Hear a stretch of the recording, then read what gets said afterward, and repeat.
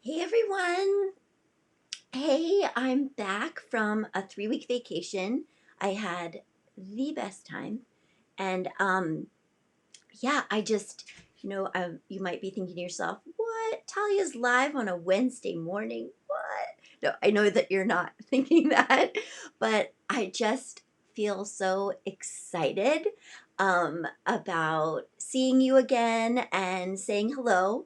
So I just wanted to jump in and share with you a few things that I learned in over my vacation. So, and just to kind of orient you. So I live in Santa Cruz, California. It's the west coast of the United States. And I drove from Santa Cruz to Santa Fe, New Mexico, where my uncle lives, and my cousin and my niece and nephew were there. And anyway, just little family reunion. We spent lots of time outside, 6 feet apart.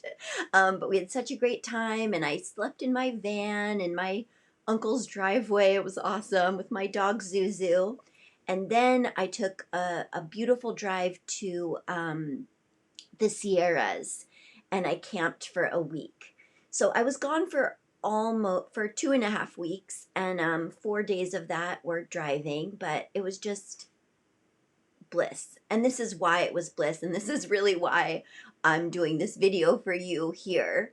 Um, you know, just to be able to have the freedom of time to do whatever you feel like doing. Like I'm always teaching you in Ayurveda every day that we want to tune in with, like, how do I in this moment, how do I feel, what do I need?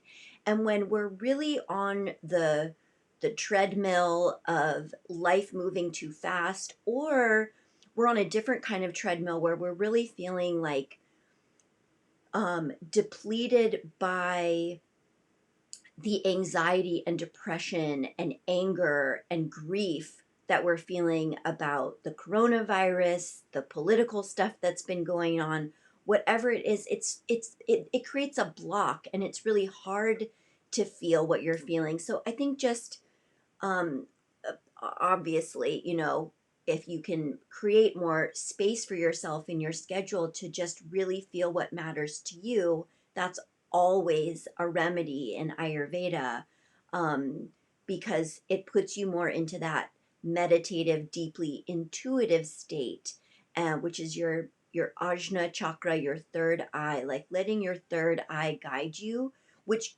really connects directly to your gut. So when it's like feeling into what does my gut tell me, your third eye is part of that as well. So that was amazing. And the other thing that was just, I'm so grateful. Ever since um ever since the coronavirus really kind of took over our society, that was right around the time that we switched in California, anyway, in much of the United States, to daylight saving time. And there was just something about that that threw off my sleep like I've never experienced before, because it's only an hour difference, but I could not go to bed before 1 or 2 in the morning. And that went on for like a month. This was like back in March. And then I started writing a book, and the deadlines were so brutal and so intense and so kind of inhumane that my sleep was deeply affected by that too. And there were just so many nights where I had to stay up in order to finish what was due, and then wake up early and do it all again. So just realigning my energy, my circadian rhythms with nature. Like when the sun was going down, I started winding down. I really genuinely started winding down. And of course, I was on vacation, so it's easier to do it when you're on vacation. But because my vacation was a couple weeks, I've been able to sustain it since I've been home. I got home maybe 5 days ago, and it's just now it's like it's so precious to me to really have lights out by 10 p.m., eyes closed at 10 p.m. I'm waking up feeling so much more refreshed. I can feel that my kidneys and adrenals are so much happier. Like I'm not getting any I don't get a lot of back pain because I do so much yoga, But I was getting kidney pain before my trip, and that was a huge red flag, not okay.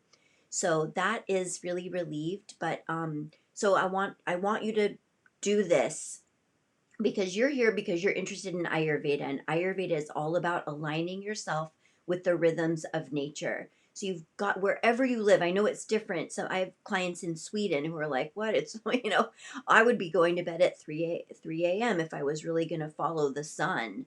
But you've got to follow your own internal rhythm and find out what bedtime for you gives you enough sleep before midnight, because the hours of sleep you get before midnight are to your body, mind, and spirit worth 2 hours that you would get after midnight. Like the amount of rejuvenation that you'll get is really doubled. And you can experiment for yourself. Go to bed at midnight, wake up at 9, and be like, okay, how do I feel? And then go to bed at 10, wake up at 7. Eat in both scenarios. You got 9 hours of sleep, and see how you feel. And you'll know what I'm talking about. Most of you probably already do this, but if you don't, or if you are trapped in a cycle like I was before I went on my trip, this I think this is my number one remedy right now, because we're also still in the heart of the pitta season in the Western Hemisphere, and pittas burn fire, especially during the times between 10 a.m. and 2 p.m.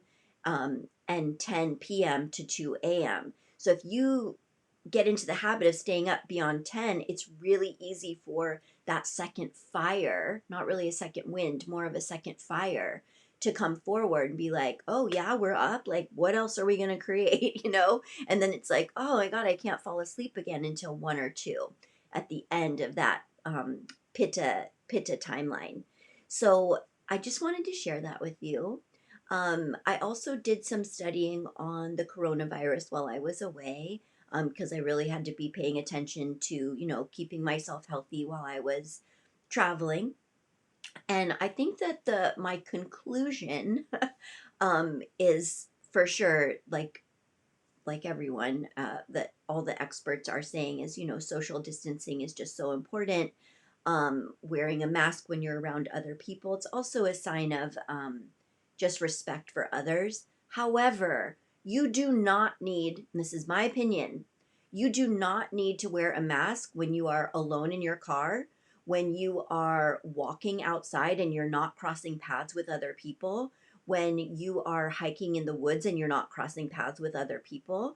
I did a bunch of hikes in the Sierras, and I did not wear a mask. I wanted that oxygenation in my lungs and in my blood, and I want that for you too. So do not just wear a mask constantly, because like, wear it as little as possible, but obviously be smart when you're near other people. And what I would do is Zuzu and I would just step off the trail at least 6 feet away and turn my back to whatever hikers were going by, and I kind of held my breath for just a second.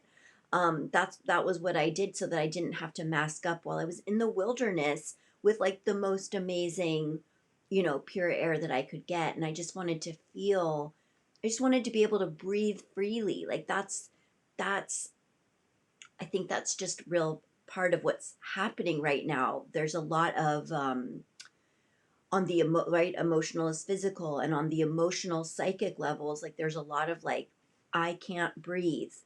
And so, as people who are into self-healing, and many of you are healers for other people too, find the freedom of breath for yourself. And that's really important. And I am a big fan of neti pots for keeping the respiratory pathways clear. So what I do is I do my warm water that has been either boiled or distilled with, half a teaspoon of really high quality salt. I don't just use table salt, sodium chloride. I'm using a really good quality salt, like Celtic sea salt, or the rock salt from Utah, so that my membranes are really being nourished beyond just the sodium chloride. and I put an antibacterial Nasya oil, just a dropper full or about the equivalent of a teaspoon, because then you're getting all that antibacterial coating not only in your nasal passages but also in the back of your throat. So it's highly, highly protective. Now, you don't have to put the Nasya oil into the neti pot water if you prefer not to do that. You can also do like a little neti, after you do the regular neti pot, blow your nose, and then you can kind of coat your ears, nose, and throat passageways with the Nasya oil that way. So I sell my own antibacterial Nasya oil in my online shop, ayurvedaeveryday.shop. I'll post the link on next to this video once I am finished. And then I also just have to say, like, I just got introduced to mud water. Do you know about mud water? I'm like obsessed. It's so good. It's masala chai, so there's a little bit of black tea in it, raw cacao, and then adaptogens, lion's mane, cordyceps, chaga, reishi, all from medicinal mushrooms, cinnamon, turmeric, and Himalayan salt. And it is like my new favorite thing. I mean, I'm literally so obsessed. And it doesn't have I'm very sensitive to caffeine. If I have a decaf espresso, like one shot of decaf espresso, like a cappuccino or something, if I have that even at like 10 a.m. in the morning, I run the risk of not being able to go to sleep that night. I'm so sensitive to caffeine. This is really lightweight.